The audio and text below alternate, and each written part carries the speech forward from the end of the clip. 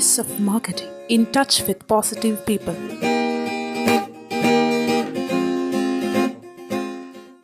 Power of retailer 44-ാമത്തെ എപ്പിസോഡിലേക്ക് ഏവർക്കും സ്വാഗതം. നമസ്കാരം.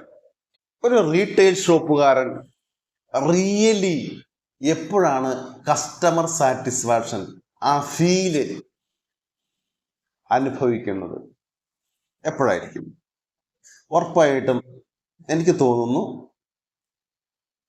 അവിടേക്ക് വരുന്ന കസ്റ്റമർ ആരായിക്കോട്ടെ, അവര് സംതൃപ്തിയോടെ അഭിമാനത്തോടെ വീണ്ടും എനിക്ക് എങ്ങോട്ട് വരണം, ആ ഷോപ്പിലേക്ക് വരണം എന്ന ദൃഢനിശ്ചയത്തോടെ ആ ഷോപ്പിൽ നിന്നും മടങ്ങുമ്പോഴായിരിക്കും. ശരിയാണോ? ആ റീറ്റെയിൽ ഷോപ്പുകാരനും ആ ഷോപ്പിലെ സ്റ്റാഫുകളും നല്ല ഒരു കോർഡിനേഷൻ, ഒരു ഏകോപനം വേണം എല്ലാ കാര്യത്തിലും. പ്രോഡക്റ്റ് പ്രസന്റേഷന്റെ കാര്യത്തിൽ, പ്രത്യേകിച്ച് പ്രൈസിങ്ങിന്റെ കാര്യത്തിൽ. ഇതാണ് ഏറ്റവും വലിയൊരു പ്രശ്നമല്ലേ എല്ലാവർക്കും. നമ്മളെ തന്നെ കുറിച്ച് നമ്മളൊന്ന് ചിന്തിച്ചു നോക്കും. നമ്മളൊരു പ്രോഡക്റ്റ് വാങ്ങിക്കാൻ ഒരു ഷോപ്പിലേക്ക് വന്നാൽ, ഒരു സാധാരണക്കാരെ സംബന്ധിച്ചിടത്തോളം നമ്മൾ എപ്പോൾ പോയാലും പ്രൈസിങ്ങിനെ കുറിച്ചിട്ടാണ് ചോദിക്കുക, പ്രോഡക്റ്റിനെ കുറിച്ച് മനസ്സിലാക്കുക. എന്തുകൊണ്ടായിരിക്കും അത്? നമുക്ക് അത്രമാത്രം ഒരു ബഡ്ജറ്റ് ഇല്ലാത്തതുകൊണ്ട് തന്നെയാണ്. അല്ലെങ്കിൽ തന്നെ ഒരു ഷോപ്പിൽ കയറി ആ ഷോപ്പുകാരൻ രാവിലെ മുതൽ വൈകുന്നേരം വരെ ഷോപ്പ് ഓപ്പൺ ചെയ്ത് ഇങ്ങനെ വയ്ക്കുമ്പോൾ വെറുതെ അങ്ങ് ബാർഗെയിൻ ചെയ്ത് ഞാൻ വിജയിച്ചു എന്ന് അഭിമാനത്തോടെ ബാർഗെയിൻ ചെയ്ത് റീറ്റെയിൽ ഷോപ്പുകാരൻ്റെ അടുത്ത് അല്ലെങ്കിൽ സ്റ്റാഫുകളുടെ അടുത്ത് ഞാൻ വിജയിച്ചു എന്ന്, ആര് വിജയിച്ചു? ആ കസ്റ്റമർ വിജയിച്ചു എന്ന് അഭിമാനത്തോടെ, ഒരു അഭിമാന ബോധത്തോടെ ആ ഷോപ്പിൽ നിന്നും ആ റേറ്റ് കുറച്ച് മേടിച്ച് ആ പ്രോഡക്റ്റായിട്ട് ഇറങ്ങി നടക്കാനാണ് ആഗ്രഹിക്കുന്നത്. അങ്ങനെയുള്ള കസ്റ്റമേഴ്സ് ഫൈനൽ പേയ്മെന്റ് ചെയ്യുമ്പോൾ ഒരു 100 രൂപ പറയുന്ന പ്രോഡക്റ്റിനാണെങ്കിൽ ഒരു 90 രൂപ, അതൊരു 10 രൂപ തിരിച്ചു കൊടുക്കുമ്പോൾ, അല്ലെങ്കിൽ ഗൂഗിൾ പേ എത്രയാ, 560 550 ഇട്ടാ മതി കേട്ടോ, അത് കസ്റ്റമർ വളരെയധികം അക്സെപ്റ്റ് ചെയ്യുന്നതാണ് അല്ലേ? ഒരു 10 രൂപ കുറച്ച് കിട്ടിയല്ലോ, ആ ഒരു സന്തോഷം.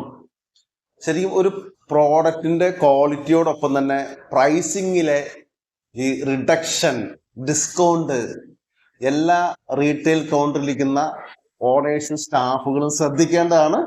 കൂടുതൽ എന്തെങ്കിലും ഇതുപോലുള്ള ഒരു ഓഫർ കൊടുത്താൽ, എനിക്ക് അറിയാവുന്ന ഒരു റീറ്റെയിൽ ഷോപ്പുകാരൻ്റെ ഒരു കഥ പറയട്ടെ. പുള്ളി ഒരു റേറ്റൊക്കെ അങ്ങോട്ട് ഫിക്സ് ചെയ്തിട്ടുണ്ടാവും പ്രോഡക്റ്റിന്. നേരത്തെ സ്റ്റാഫുകളോട് റേറ്റ് ഫിക്സ് ചെയ്ത് പറഞ്ഞിട്ടുണ്ടാകും. അതിനുശേഷം ഫൈനല് ഈ പേയ്മെന്റ് വാങ്ങിക്കുന്ന സാധാരണ ഷോപ്പുകളിലൊക്കെ സ്റ്റാഫുകളായിരിക്കാം. പക്ഷെ ഈ ഷോപ്പിൽ പേയ്മെന്റ് മേടിക്കുന്ന ആരാ? ആ ഓണർ തന്നെയാണ്. അപ്പോൾ ഓണർ പേയ്മെന്റ് മേടിക്കുന്ന കൗണ്ടറിൽ ഇതുപോലെ ഇരിക്കും. അപ്പോൾ ഫൈനൽ ബില്ല്, പൈസ കൊടുക്കുന്ന കാര്യം പറയുമ്പോൾ എത്രയാ? 560 അല്ലെങ്കിൽ 1050. അപ്പോൾ അയാൾ 1050 ഇങ്ങനെ കസ്റ്റമർ എടുത്ത് എണ്ണി, ഇന്നിപ്പോൾ ഗൂഗിൾ പേ ആണ് എങ്കിൽ പോലും കസ്റ്റമർ എടുത്ത് എണ്ണി അത് കൊടുക്കും. അപ്പോൾ 1100 കസ്റ്റമർ കൊടുത്തിട്ടുണ്ടെങ്കിൽ 1000 രൂപ കസ്റ്റമർ അങ്ങ് വാങ്ങിച്ചിട്ട് ആ 100 രൂപ തിരിച്ച് ഒരു പുഞ്ചിരിയോടെ തിരിച്ചു കൊടുത്തിട്ട് പറയും, ഇത് മതി കേട്ടോ എന്ന് പറയും. എന്ത് സാറ്റിസ്ഫാക്ഷനാണ് അനുഭവിക്കുന്നത്? ആ റീറ്റെയിൽ ഷോപ്പിൽ വരുന്ന കസ്റ്റമർക്ക് സന്തോഷമായി. അപ്പോൾ അങ്ങനെ കൗണ്ടർ സെയിൽ നടത്തുന്ന വ്യക്തികളുണ്ട്. അല്ലെങ്കിൽ ഗൂഗിൾ പേ ചെയ്യുമ്പോൾ പറയുകയാണ് 1050 എന്ന് പറയുമ്പോൾ 1000 രൂപ ചെയ്താൽ മതി കേട്ടോ, 1000 രൂപ ചെയ്താൽ മതി, അപ്പോൾ തന്നെ ഗൂഗിൾ പേ ചെയ്തു.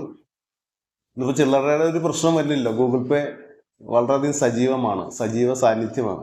അപ്പോൾ ഒരു കസ്റ്റമർ ഒരു ഷോപ്പിലേക്ക് വാക്കിൻ ചെയ്ത് പ്രോഡക്റ്റ് പർച്ചേസ് ചെയ്യുമ്പോൾ പ്രൈസിങ് നമ്മൾ വളരെ ശ്രദ്ധിക്കേണ്ട ഒരു മാറ്ററാണ്. എങ്ങനെയാണ് പ്രൈസിങ് ശ്രദ്ധിക്കേണ്ടത്? നമ്മൾ മാർക്കറ്റ് അതിനു വേണ്ടി സ്റ്റഡി ചെയ്യണം. നമ്മളെപ്പോലെ വിൽക്കുന്ന അടുത്ത റീറ്റെയിലർ നിങ്ങൾക്കൊരു പ്രോഡക്റ്റിനുള്ള മാർജിൻ എത്രയാണ്? ആ മാർജിൻ മാന്യമായ മാർജിൻ തന്നെയല്ലേ? ഒരു പ്രോഡക്റ്റും മാർജിന് താഴ്ത്തി ആ പ്രോഡക്റ്റിനെയോ ആ കമ്പനിയോ നശിപ്പിക്കുന്ന രീതിയിൽ താഴ്ത്തി കളയാതെയും മാന്യമായ ലാഭം എടുക്കുകയും ഒരു റീറ്റെയിലർ ചെയ്യണം. അമിതമായ ലാഭത്തിലേക്ക് ഒരു റീറ്റെയിലർ പ്രോഡക്റ്റ് വിറ്റുകൂടാ. അത് ചെയ്യുന്നത് മര്യാദയല്ല. അങ്ങനെ ചെയ്തുകൊണ്ട് ദീർഘകാലം അവിടെ നിലനിൽക്കാൻ റീറ്റെയിലർക്ക് സാധിക്കില്ല. അതിന് അനുഭവങ്ങൾ നിരവധി നമ്മുടെ മുന്നിലുണ്ട്. അപ്പോൾ മാന്യമായ ലാഭത്തോടെ കോമ്പറ്റീഷനെ അതിജീവിച്ചുകൊണ്ട്, നല്ല കോമ്പറ്റീഷൻ അടുത്ത റീറ്റെയിൽ ഷോപ്പിൽ നിന്നൊക്കെ ഉണ്ടാവും. അപ്പോൾ അയാൾ പറയും ഈ പ്രോഡക്റ്റ് അപ്പുറത്ത് ഇത്രയും വിലയില്ല, വില കുറച്ചാണ് വിൽക്കുന്നത്, ഇവിടെ ഇത്രയും വിലയുണ്ട്. അപ്പോൾ അങ്ങനെയുള്ള ക്വസ്റ്റ്യൻസ് ഒക്കെ ഒരു റീറ്റെയിലർ കൗണ്ടറിലിരിക്കുമ്പോൾ ഫേസ് ചെയ്തുകൊണ്ടിരിക്കുന്നതാണ്. അപ്പോൾ ആ റീറ്റെയിലർ എന്ത് പറയും? അതിന് മറുപടി എന്തായിരിക്കും പറയുന്നത്? എനിക്കിത് ചെയ്യാൻ പറ്റുന്ന മാക്സിമം റൈറ്റ് ഡിസ്കൗണ്ടിലാണ് എനിക്കിത് ചെയ്യുന്നത്. ഇനി മറ്റുള്ളവർ അങ്ങനെ കൂടുതൽ അങ്ങനെ ചെയ്യുന്നുണ്ടെങ്കിൽ എനിക്കൊന്നും ചെയ്യാൻ സാധിക്കില്ല. അപ്പോൾ അവർ വേറെ നിങ്ങൾ വാങ്ങിക്കുന്ന 4-5 പ്രോഡക്റ്റിന്റെ കൂട്ടത്തിലായിരിക്കും നിങ്ങൾ ഇത് വാങ്ങിക്കുന്നത്. അപ്പോൾ അവർ ആ പ്രോഡക്റ്റിന് റൈറ്റ് കൂട്ടിയിട്ടിട്ട് ഇത് നിങ്ങൾക്ക് തരുന്നുണ്ടാകാം. എനിക്കെന്ത് ചെയ്യാൻ സാധിക്കും സാർ? ഇതാണ് എനിക്ക് മാക്സിമം ചെയ്യാൻ പറ്റുന്നത്. നമ്മൾ അങ്ങനെയുള്ള കാര്യങ്ങളിൽ ഒരു തന്മയത്വം സ്വീകരിച്ച് മാന്യമായ ഭാഷ ഉപയോഗിക്കുക എന്നുള്ളതാണ് ഏറ്റവും വലിയ കാര്യം. അപ്പോൾ മാന്യമായ ഭാഷയിൽ പ്രൈസ്, ഇപ്പോഴത്തെ ഒരു കാലാവസ്ഥ, ഇപ്പോഴത്തെ പ്രൈസ്, ഇവർക്ക് റെഡി പേയ്മെൻറ്റ് കൊടുത്താണ് ഞാൻ വാങ്ങിക്കുന്നത്, എനിക്ക് ചെയ്യാൻ പറ്റുന്ന മാക്സിമം ഓഫറുകൾ റൈറ്റിലാണ് കൊടുക്കുന്നത് എന്ന് വിചാരിച്ച് ചിലവർ എന്ത് ചെയ്യും? കമ്പനിയിൽ നിന്ന് അല്ലെങ്കിൽ ഡിസ്ട്രിബ്യൂട്ടർ ഇൻവോയ്സ് അതേപടി എടുത്ത് കാണിച്ചു. അങ്ങനെയൊന്നും കാണിച്ച് പ്രൂഫ് ചെയ്യേണ്ട കാര്യമൊന്നുമില്ല. അങ്ങനെ ചെയ്യരുത് എന്ന ഒരു സജഷനാണ് വ്യക്തിപരമായിട്ട് എനിക്ക് പറയാനുള്ളത്. നമ്മുടെ ഷോപ്പിനൊരു പോളിസി ഉണ്ട്. ആ പോളിസിയിൽ നിൽക്കുമ്പോൾ അതിനകത്ത് ഒരു ക്വാളിറ്റി പോളിസി ഉണ്ടായിരിക്കണം. മാന്യമായ പ്രൈസിൽ അത് വിൽക്കണം. അമിതമായ പ്രൈസ് ഈടാക്കാതെ ഒരുവിധം ക്വാളിറ്റി, ആവറേജ് ക്വാളിറ്റി ആ പ്രോഡക്റ്റ് ഉണ്ടായിരിക്കണം. യൂസ് ആൻഡ് ത്രോ എന്നുള്ള ഒരു കൺസെപ്റ്റ് ഇന്ന് പല സ്ഥലങ്ങളിലും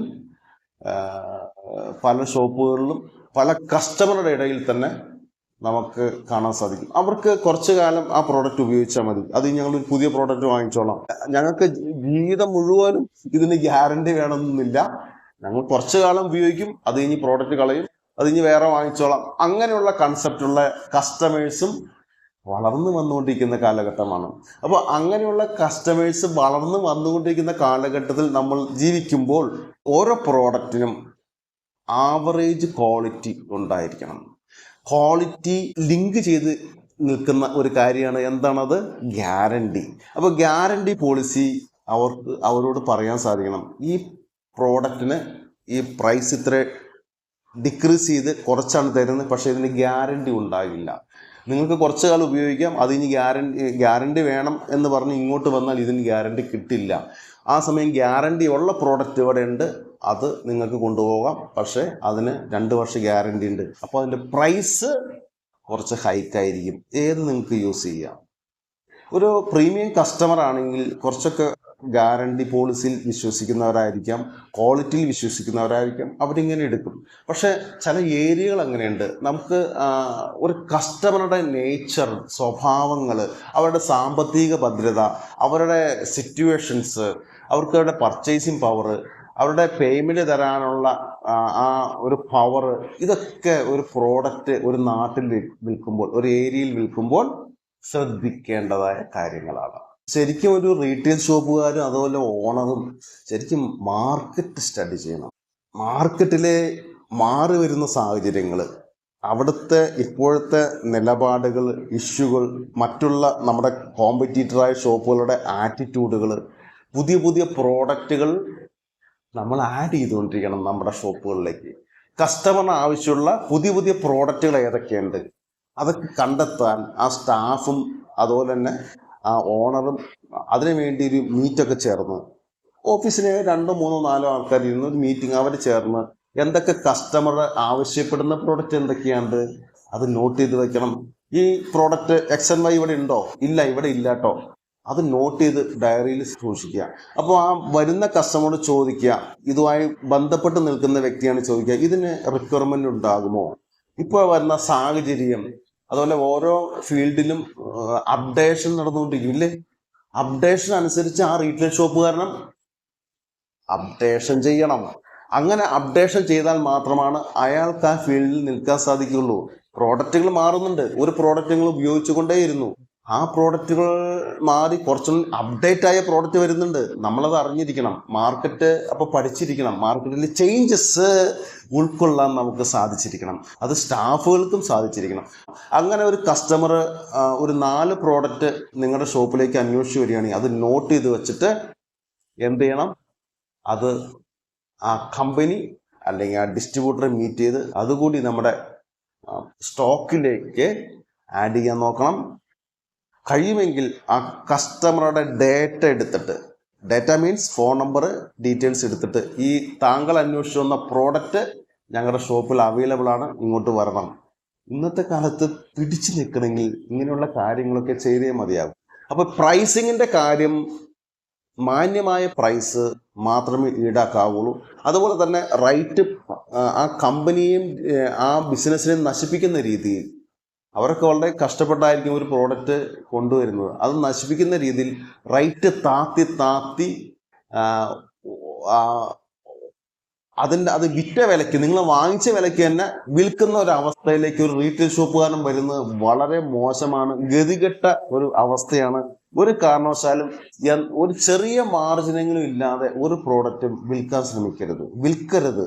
ആ ഒരു ട്രസ്റ്റ് നമ്മൾ ഉണ്ടാക്കിയെടുക്കണം. പ്രോഡക്റ്റ് വാങ്ങിച്ചിട്ടുണ്ടെങ്കിൽ അത് ലാഭത്തിന് വിൽക്കണം, വിറ്റിട്ടുണ്ടെങ്കിൽ അതിൻ്റെ പൈസ മേടിച്ചിരിക്കണം. ഒരു പ്രോഡക്റ്റ് നിങ്ങൾ ഒരു ബ്രാൻഡഡ് പ്രോഡക്റ്റ് വിൽക്കുന്നു, അതിൻ്റെ സെയിം പ്രോഡക്റ്റ് ആവറേജ് ക്വാളിറ്റി ഉണ്ട്, നല്ല മാർജിൻ ഉണ്ട്, പക്ഷേ വളരെയധികം പ്രോബ്ലംസ് അത് വാങ്ങിച്ച് വിറ്റാൽ നിങ്ങൾക്ക് ഉണ്ടാകുമെങ്കിൽ ഒരിക്കലും അത് സെലക്ട് ചെയ്യരുത്. പക്ഷേ ആവറേജ് ക്വാളിറ്റി ഉണ്ട്, യാതൊരു പ്രശ്നങ്ങളും ഇല്ല, അത് യൂസ് ചെയ്ത കസ്റ്റമേഴ്സിനെ അറിയാം. അപ്പോൾ നമ്മുടെ ബ്രാൻഡഡ് പ്രോഡക്റ്റുകളോടൊപ്പം തന്നെ ക്വാളിറ്റി എന്നുള്ളൊരു ആശയത്തോട് വരുമ്പോൾ, പ്രൈസിങ്ങിൻ്റെ കാര്യമായി വരുമ്പോൾ വിട്ടുപോകുന്ന കസ്റ്റമേഴ്സ് ഉണ്ടെങ്കിൽ ഈ പ്രോഡക്റ്റ് എടുത്തു വെച്ച് നമുക്ക് വിൽക്കാൻ സാധിക്കും. അപ്പോൾ അതിന് ഏത് ആറ്റിറ്റ്യൂഡോടെ സ്റ്റാഫ് പെരുമാറണം? ആദ്യം അയാൾ മെയിൻ സ്ട്രീമിൽ വിൽക്കുന്ന ആ ബ്രാൻഡഡ് പ്രോഡക്റ്റ് കസ്റ്റമറിനെ കാണിക്കുക. കസ്റ്റമർ ആ പ്രൈസിങ്ങിലേക്കും ആ റേറ്റിലേക്കും അയാൾക്ക് സാധിക്കുന്നില്ലെങ്കിൽ, ഇതെനിക്ക് വാങ്ങിക്കാനുള്ള കപ്പാസിറ്റി ഇല്ല എന്ന് പറയുകയാണെങ്കിൽ, ഈ സെക്കൻഡറി ബ്രാൻഡ് കാണിച്ച് പ്രൈസ് കുറച്ചുകൂടി ഡൗൺ ചെയ്ത് കൊടുക്കാം. അപ്പോൾ അതിന് ഗ്യാരണ്ടിയുടെ ഒരു പ്രശ്നം കിട്ടില്ല, ഈ പ്രോഡക്റ്റുമായിട്ടുള്ള ക്വാളിറ്റിയിൽ ഈ വ്യത്യാസമുണ്ട് എന്ന് പറഞ്ഞ് അപ്പോൾ അയാൾ സാറ്റിസ്ഫൈഡ് ആണ്. അല്ലെങ്കിൽ നിങ്ങൾ വിൽക്കാവുന്ന സെക്കൻഡ് ബ്രാൻഡിനെ കുറിച്ചുള്ള ഒരു ബോധം അയാൾക്ക് നേരത്തെ കിട്ടിയിട്ടുണ്ട് എങ്കിൽ അയാളത് വാങ്ങിക്കട്ടെ. പ്രോഡക്റ്റ് ഏത് വിറ്റാലും ക്വാളിറ്റി ഉണ്ടായിരിക്കണം കേട്ടോ, അല്ലെങ്കിൽ ചീത്തപ്പേര് മുഴുവൻ നമ്മുടെ ഷോപ്പിന് തന്നെ ഇരിക്കും. അവർ റേറ്റ് കുറച്ച് വേണം എന്ന് ആവശ്യപ്പെടും, റേറ്റ് കുറച്ച് നമ്മൾ അങ്ങനെയുള്ള പ്രോഡക്റ്റ് എടുത്തു വയ്ക്കും. പക്ഷെ കംപ്ലൈൻറ്റ് വന്നിട്ടുണ്ടെങ്കിൽ നമ്മുടെ ആ ഷോപ്പിൻ്റെ ഒരു ഗുഡ്വില്ലിനെ അത് നന്നായിട്ട് ബാധിക്കും, യാതൊരു സംശയവുമില്ല. അതുകൊണ്ട് ഒരു കാരണവശാലും റിപ്പീറ്റഡ് ആയിട്ട് കംപ്ലൈൻറ്റുകൾ കൂടിക്കൊണ്ടിരിക്കുന്ന ഒരു പ്രോഡക്റ്റ് വിൽക്കാൻ ശ്രമിക്കാതിരിക്കുക എന്നുള്ള അടിസ്ഥാന തത്വം ഒരു റീറ്റെയിൽ ഷോപ്പുകാരൻ മനസ്സിലാക്കിയിരിക്കണം. കംപ്ലൈൻറ്റ് വരുന്നതോടൊപ്പം തന്നെ ഒരു ഡിസ്ട്രിബ്യൂട്ടറായാലും ഒരു കമ്പനി ആയാലും വളരെ സപ്പോർട്ടായിട്ട് നിൽക്കുന്നവരുണ്ട്. ഒരു പ്രോബ്ലം വന്നാൽ നമ്മുടെ ഒപ്പം നിൽക്കുന്നവരുണ്ട്. അങ്ങനെയുള്ള കമ്പനികളെ, അങ്ങനെയുള്ള ഡിസ്ട്രിബ്യൂട്ടറെ നമ്മൾ ചേർത്ത് നിർത്തണം. നമ്മുടെ ഇഷ്യൂ വന്നപ്പോൾ മാറ്റിത്തരുന്നവർ. കംപ്ലൈൻറ്റ് ഒരിക്കലും ഒരു കമ്പനിയും അറിഞ്ഞുകൊണ്ട് വരുത്തുന്നതല്ല, അറിയാതെ സംഭവിക്കുന്നതാണ്. അങ്ങനെയുള്ള പ്രശ്നങ്ങൾ വന്നിട്ടുണ്ടെങ്കിൽ കംപ്ലൈൻറ്റുകളോട് നല്ല മനോഭാവം കാണിക്കുകയും അത് മാറ്റിക്കൊടുക്കാനുള്ള ഒരു അവസ്ഥ വരുന്ന കമ്പനികൾ, ഡിസ്ട്രിബ്യൂട്ടർ ഉണ്ടെങ്കിൽ ഒരു റീറ്റെയിലർ ഉറപ്പായും അവരെ ചേർത്ത് നിർത്തണം. നമ്മുടെ ഈ എപ്പിസോഡ് ഡിസ്കസ് ചെയ്ത കാര്യം പ്രൈസിങ്ങിൻ്റെ കാര്യത്തിലാണ്. പ്രൈസിങ്ങിൻ്റെ കാര്യത്തിൽ കൃത്യമായിട്ടൊരു പോളിസി ഉണ്ടായിരിക്കണം. കൃത്യമായിട്ട് അത് പ്രൈസിങ്ങിൻ്റെ വേരിയേഷൻസ്, മാർക്കറ്റിൽ ഉണ്ടാകുന്ന വേരിയേഷൻസ് റീറ്റെയിൽ ഷോപ്പുകാരനും സ്റ്റാഫുകളും പഠിക്കണം. അതനുസരിച്ച് മാറ്റങ്ങൾ റീറ്റെയിൽ ഷോപ്പിൽ വരുത്തുകയും, അല്ലെങ്കിൽ ആ ഡിസ്ട്രിബ്യൂട്ടർ ആ പ്രോഡക്റ്റിന് റേറ്റ് താത്തിയിട്ടുണ്ടെങ്കിൽ ആ റേറ്റ് താത്തി ഓൾറെഡി വിൽക്കാനുള്ള ആ പ്രൈസിന് കമ്പനി താത്തിയിട്ടുണ്ട്, ഡിസ്ട്രിബ്യൂട്ടർ താത്തിയിട്ടുണ്ട്. എന്നിട്ട് റീറ്റെയിൽ ഷോപ്പുകാരൻ അത് താത്താതെ സെയിം റേറ്റിൽ തന്നെ അധികം വിലയ്ക്ക് വിറ്റുകൊണ്ടിരിക്കുകയാണെങ്കിൽ അത് ശരിക്കും മാർക്കറ്റ് സ്റ്റഡി ചെയ്യാത്തതുകൊണ്ട് വന്ന പ്രശ്നങ്ങളാണ്. അത് മറ്റുള്ള ഷോപ്പുകാർ റേറ്റ് കുറച്ചിട്ട് ഇയാൾ കൊടുക്കുന്നില്ല. ചിലപ്പോൾ ഇൻവോയ്സ് വരെ ശ്രദ്ധിക്കുന്നുണ്ടാവില്ല. റേറ്റ് കുറച്ചാണ് വരുന്നത്, പക്ഷെ ഇൻവോയ്സ് ശ്രദ്ധിക്കുന്നില്ല, പഴയ റേറ്റ് തന്നെ ഇട്ടുകൊണ്ടിരിക്കും. ഇതൊക്കെ നിങ്ങളുടെ ഷോപ്പിലേക്ക് ആളുകൾ വരാതിരിക്കാനുള്ള സാഹചര്യങ്ങൾ സൃഷ്ടിക്കുന്നു. എപ്പോഴും നമ്മൾ ഒരു പ്രോഡക്റ്റ് ഓർഡർ കൊടുത്ത് കമ്പനിക്കോ ഡിസ്ട്രിബ്യൂട്ടറിനോ ഓർഡർ കൊടുത്ത് പ്രോഡക്റ്റ് നമ്മുടെ ഷോപ്പിലേക്ക് വന്നാൽ ആദ്യം എടുത്ത് ചെക്ക് ചെയ്യേണ്ടത് ഇൻവോയ്സ് ആണ്. എത്ര പ്രോഡക്റ്റ് വന്നിട്ടുണ്ട്, അത് കൃത്യമായി വന്നിട്ടുണ്ടോ, എത്ര റേറ്റ് ആണ് ഇട്ടിരിക്കുന്നത്, അത് കൃത്യമാണോ, കഴിഞ്ഞ ലാസ്റ്റ് ബില്ലായിട്ട് നോക്കുമ്പോൾ അത് കൃത്യമാണോ, ഈ കാര്യങ്ങളൊക്കെ നമ്മൾ ഡിസ്കസ് ചെയ്ത് വേണം മുന്നോട്ട് പോകാൻ.